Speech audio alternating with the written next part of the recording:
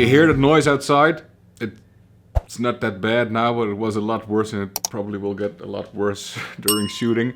The street, there is no more street, it's just mud. And they're changing the sewers and putting in fiberglass in the ground, which is fantastic, because my upload speed will go pew! But today, we're gonna do the Silktone amp, finally! I have a new amp. I've had it for a little while now, and it's by this brand called Silktone. They're made by Charles, and here's Charles. I know people are gonna be they're gonna see this and be like, I'm not buying like an amplifier from this guy. Maybe try the pedal, but then Buddy Blues completely fucked up the demo, so not selling any of these either. When did you start messing with amps? Is it like if you've been in electronics for a long time, or is it something of recent years?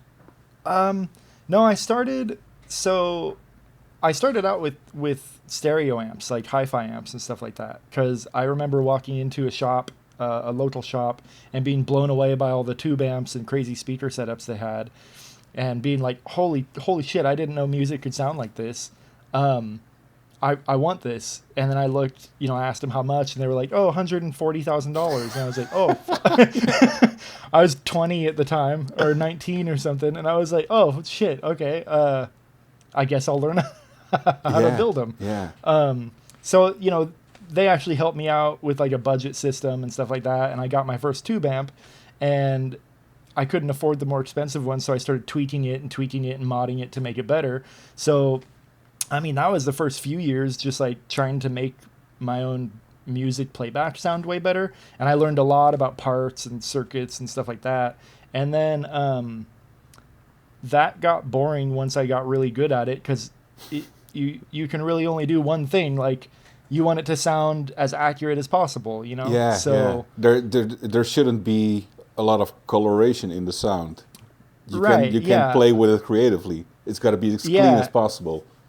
Totally. So I would make these cool amps that had all this color with these cool, like, not bad parts, but just colorful parts. And I thought it sounded cool, and I would, I'd show people, and like, audio files are so annoying that they just want it. I can't hear this detail. And it's like, oh, geez, like, but it sounds good. Yeah. And so I played guitar. I've played guitar since I was, 15 or something, but I started applying it to guitar amps, and it was so much more fun, just because there's no rules. You want to make it sound bad. You want the power supply to sag and compress and stuff like that, and create these cool, colorful artifacts. And so I just went from there, like in my, I guess, mid-20s, started messing with guitar amp stuff, and then started repairing for local shops. I used to repair for all the guitar centers around the Bay Area and stuff, so I got a lot of experience, on tube amps doing that. And then it turned into Silktone. Awesome. And when was Silktone founded? When did you start?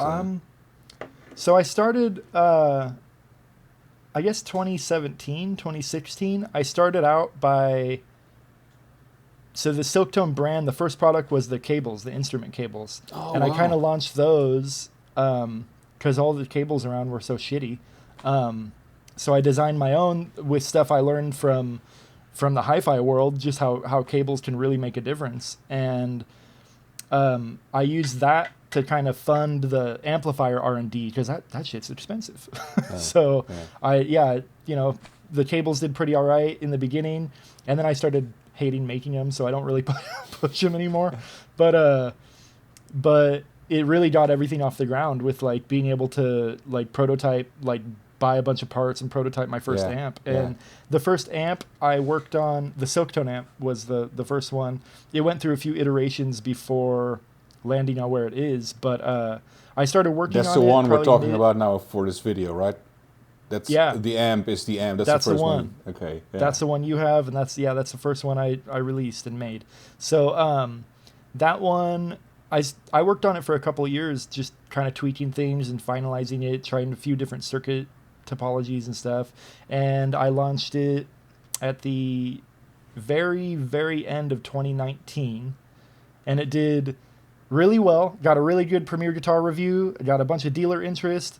And then March 2020 hit, and fuck, everyone yeah. freaked the fuck out. They said, cancel our orders. Oh, everyone's world's shutting down. And Yeah. I kind of just like, everything got put on pause for like a whole year. Like we ended up moving. And then after we moved and I had a bigger shop space and we were kind of set up to do it again, basically a year later, like I think it was like February 2021, I kind of relaunched. It was still in the middle of that boom where everyone was like, yes, we want to buy everything. A lot of new guitar players, people still stuck at home. So yeah, we still, I think, picked up on the benefit of some of that. What was your vision for when you were designing the amp? What was the idea you wanted to put into that little box? So I wanted to, like I said, my experience from hi-fi, I know how good things can sound and how big of a difference parts and layout and just attention to detail with the build can make. So like I noticed with a lot of amps that I used to work on and everything, like a lot of the connections inside are so, people will put a wire together like that and solder it and call it good.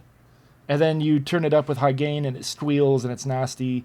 So I wanted to make one that was really well built, really good mechanical bonding in it. Like our solder joints are tight before we even solder it. Like I always say our amps will work without solder. Yeah. Like you don't even need to have solder in it. Of course there is, but so that kind of stuff just really promotes really strong signal integrity. It's like going, it's like,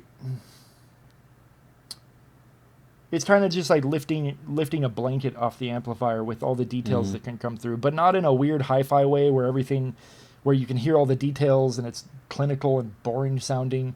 What I wanted out of an amplifier was something that gets all the nuances and harmonics through, but still sounds super warm and colorful and just resonates with you, Yeah, so I really like the old Fender stuff, and I really like the old Marshall stuff, and kind of what clicked for. And I know everyone in the world is, it's like a combination between a Fender and a Marshall. That's everyone's goal. Yeah.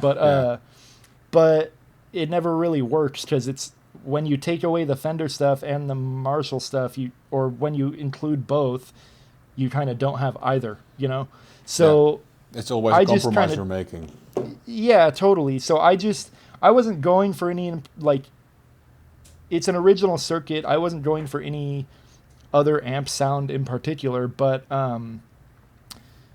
it turns out you can hit a lot of that stuff. So what I wanted to be more concise was just an amp that could cover a lot of ground, because my styles are so crazy. Like, I'll play sludgy doom rock 1 second, and then I'll play like sweet, warm jazzy stuff the next second. So, and I wanted an amp that could do both of those things.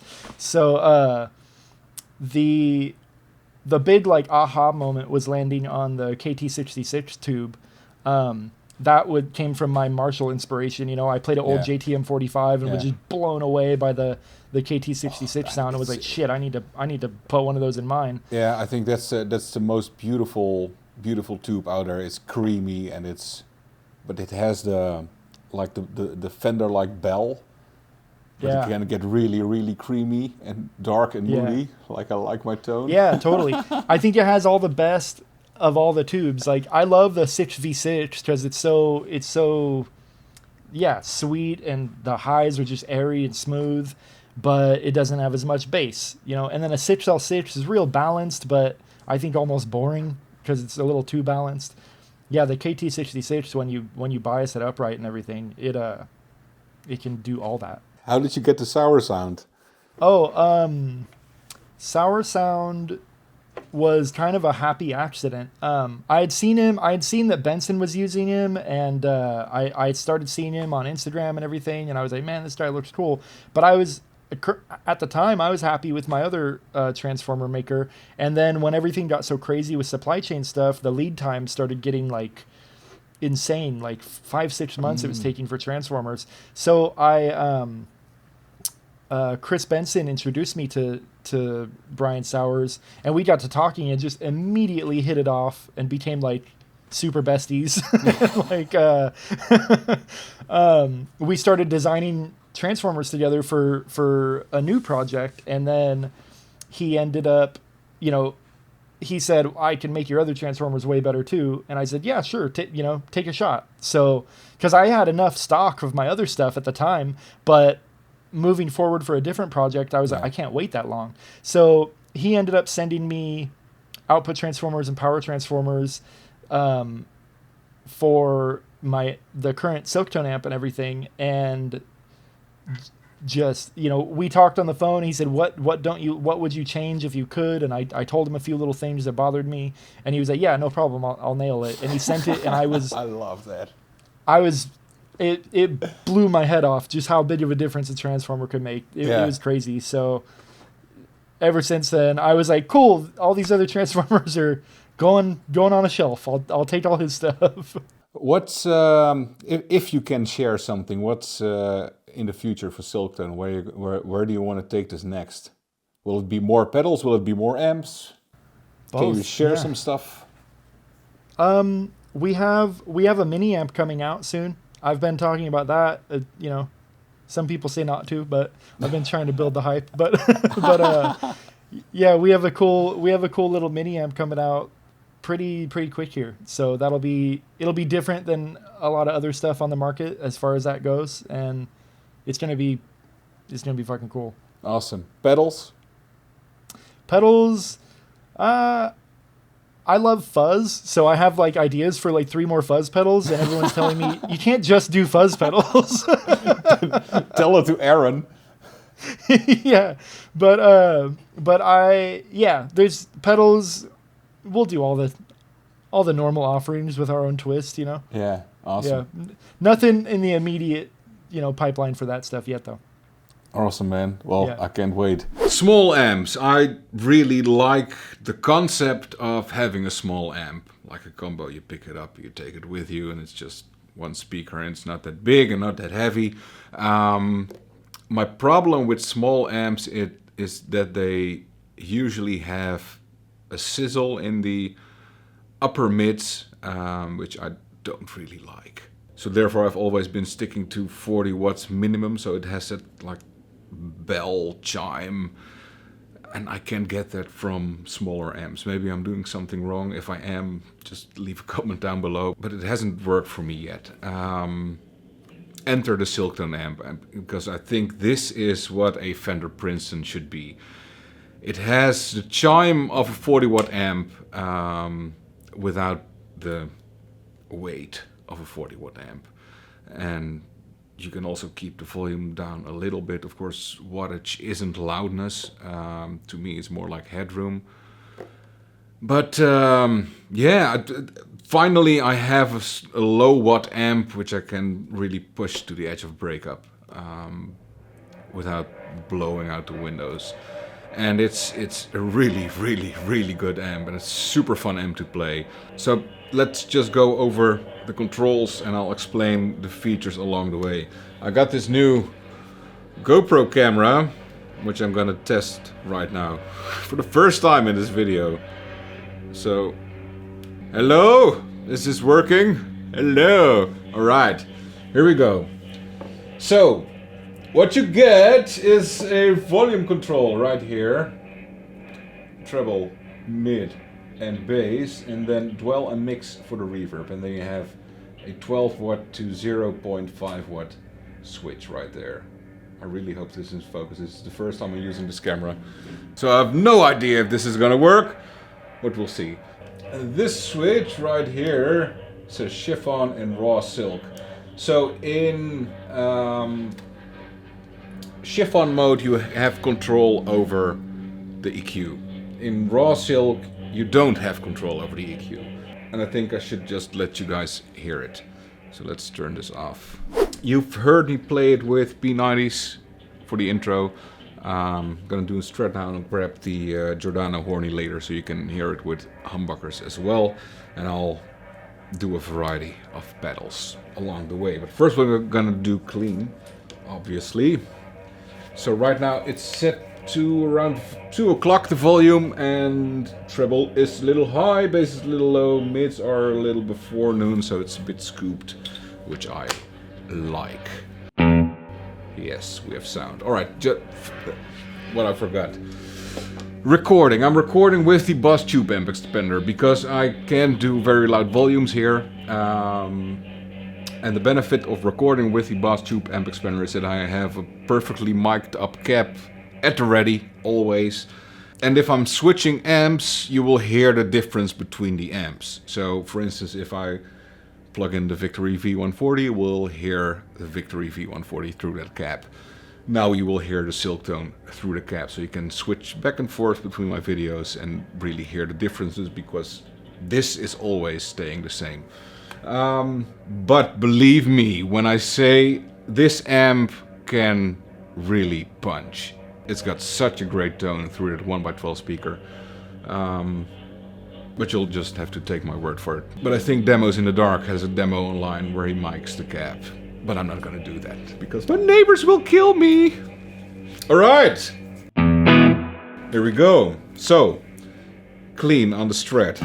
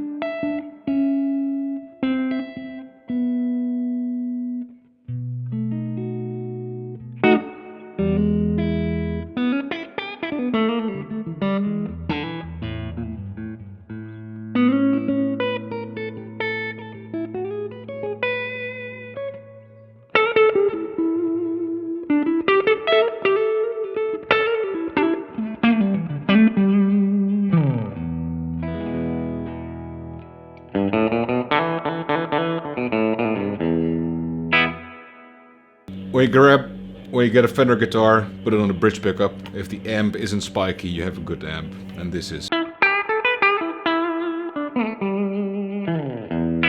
really good. Let's push the mids a little, then you will get to a more Marshall kind of tone.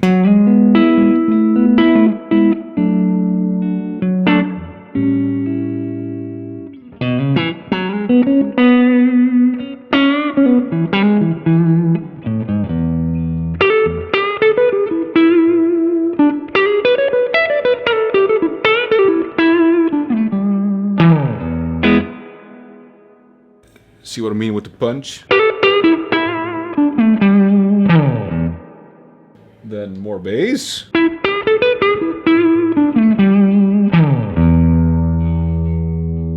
Plenty of bass, and then dialing back to treble.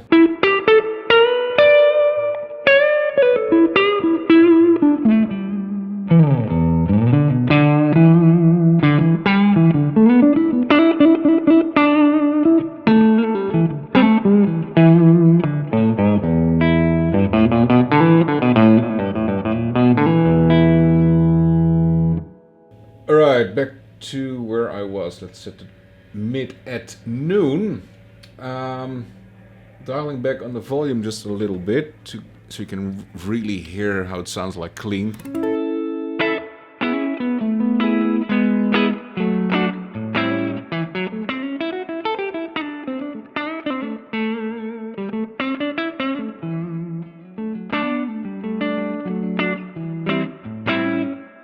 But I like it here. You know what? Let's crank it.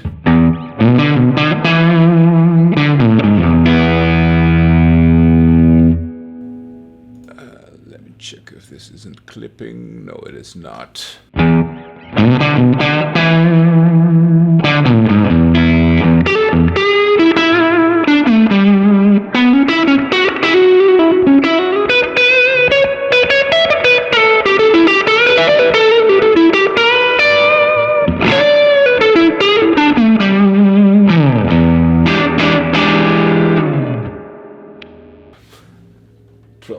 Killer.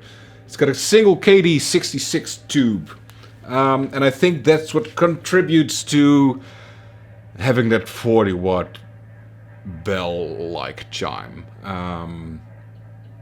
KD66 is a tube that we all know from the JTM45, the Marshall JTM45. It's a very creamy tube, and I think that's what you're hearing here as well. And you can put any kind of tube in there. You could put any kind of tube in there you want. You can put in a 606 or an EL34, whatever. It'll work, but it's tuned to the KD66, so it'll get the best results with the KD66. I also experimented with changing the preamp tubes, and it wasn't a great success. I put in some really cool, expensive new old stock tubes, which are supposed to be magical, but there's a gold lion preamp tube in there, which I replaced for the new old stock one, and the gold lion in there was much better. So yeah, Charles really did his best to fine-tune every part. It's like it fits all together like a puzzle, and then you get this amp. So it's magical. Let's go to... Wait, let's just do reverb first. So you have the dwell control. That's basically the decay of the reverb, how long the reverb is reverberating. Yeah.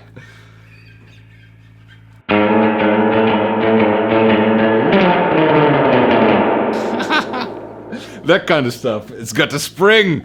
And it sounds like a huge reverb tank, but it's in fact like this. But it feels to me like it's a reverb tank from a twin reverb, but it's not. Then you have the mix control, and that mixes in the reverb with the dry signal, so that's you can really fine-tune the reverb to your taste. Like with old Fender amps, you just have the reverb knob, and then quickly it becomes too much. Not a problem here because you can, well, you have more control. So long dwell, long decay with a very subtle mix.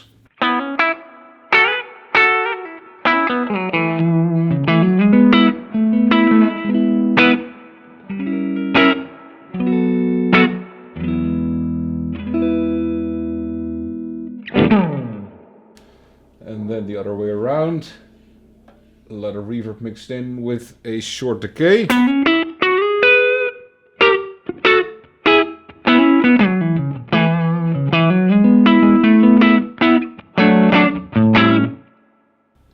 Gets really like roomy. I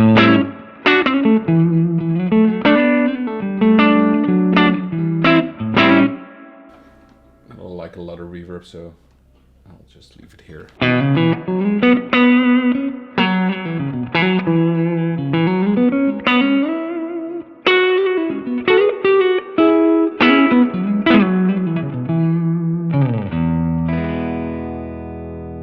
Such a beautiful amp.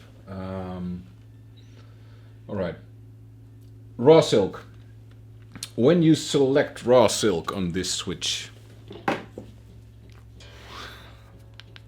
let me grab my GoPro. There we go. It's recording. Yeah. So when you select raw silk on that switch right there, you are bypassing the tone stack. And the tone stack are all the EQ controls combined. When you bypass a tone stack, you will let all the signal flow through. It's just your guitar, the volume control, and the speaker. Well, a lot of different parts as well, but you get the idea.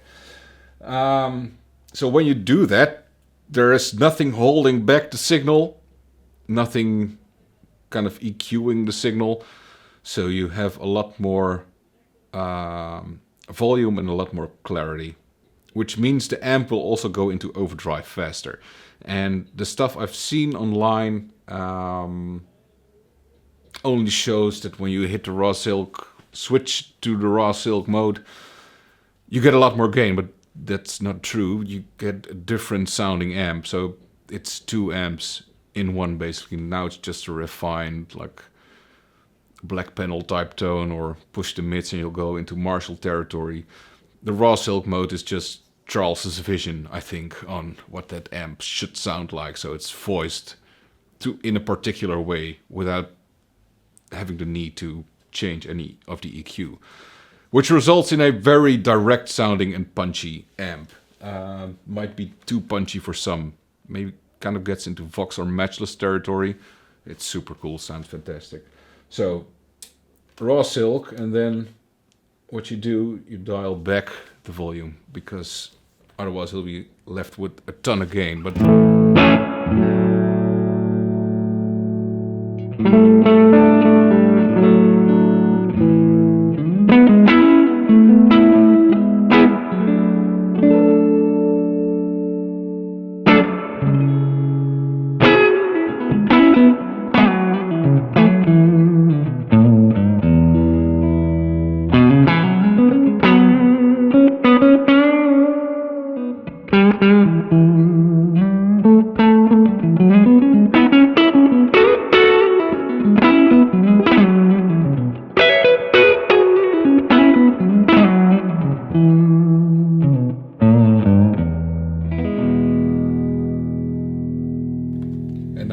you can, if I set the volume at 2 o'clock where it was before.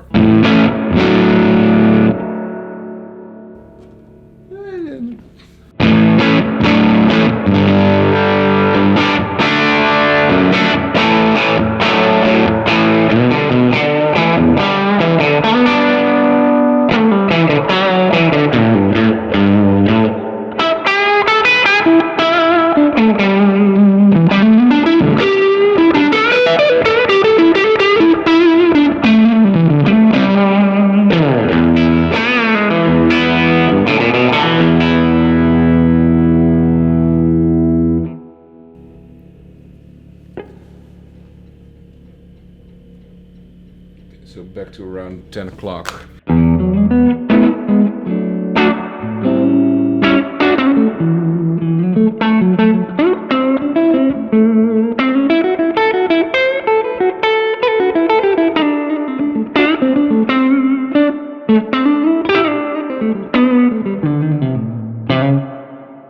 Thorpe effects today.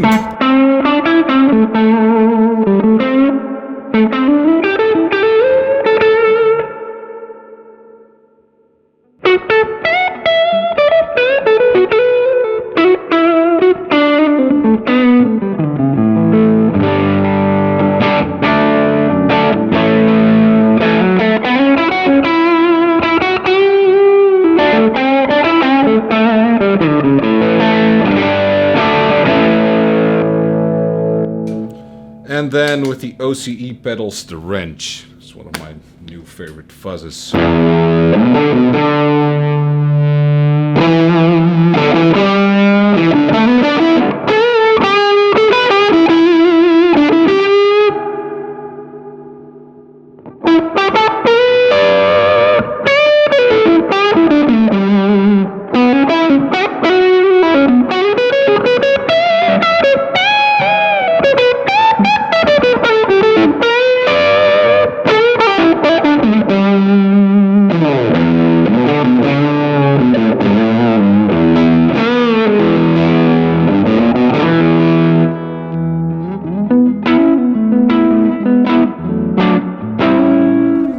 Now let's try those pedals on the raw silk mode, volume back at 2 o'clock.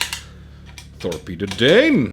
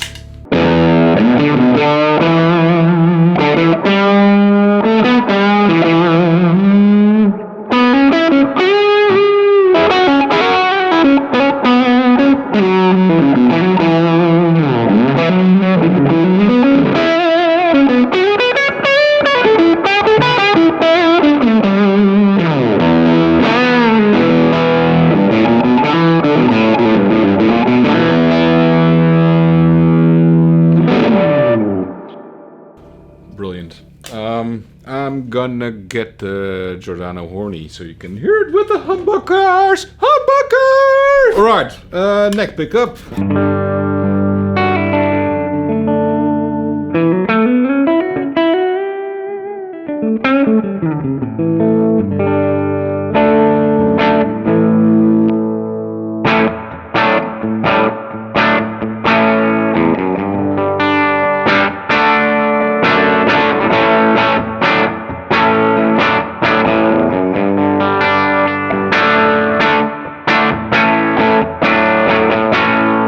Torpedo Dane.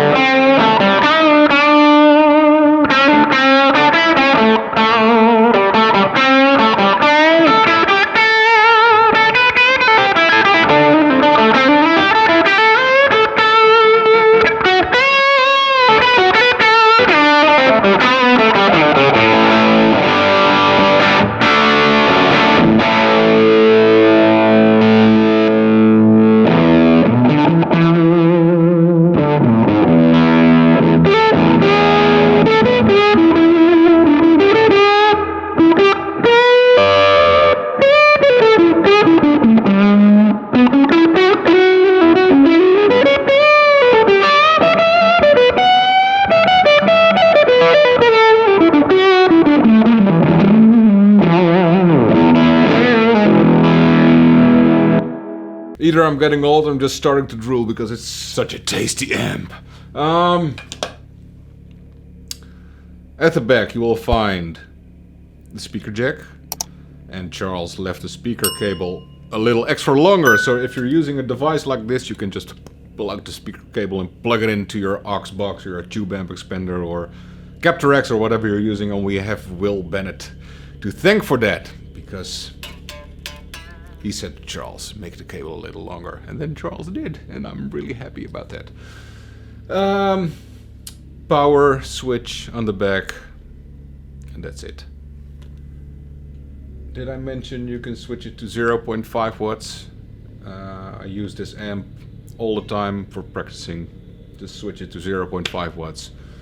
Set the volume around 10 and you'll have wonderful tone at a very low volume level. And it's not one of those features where the tone drastically changes when you're switching it to that lower wattage. A lot of these switches make the amp sound totally different, but this doesn't, which is really nice. I don't think I forgot anything other than saying just go get one if you're looking for a low watt amp.